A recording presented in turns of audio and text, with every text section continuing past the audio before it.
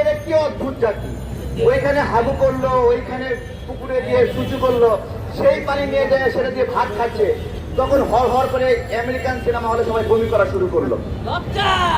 তো এইটা হলো ভারতীয় সংস্কৃতি এবং কালচারের একটা দৃষ্টান্ত বলতে গিয়ে আমার শিক্ষক বগুড়া জেলা স্কুলে উনি এই গল্পটা বলেছিলেন।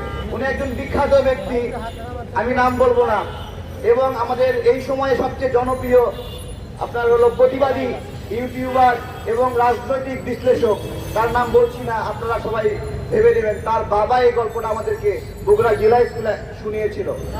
তো উনি এটা কেন বলেছিল, এটা এই জন্য বলেছিল যে তোমরা যে ভারতীয় টিভি চ্যানেলগুলো দেখো, ওদের সংস্কৃতি কি, তোমরা কি শিখবা সেখান থেকে?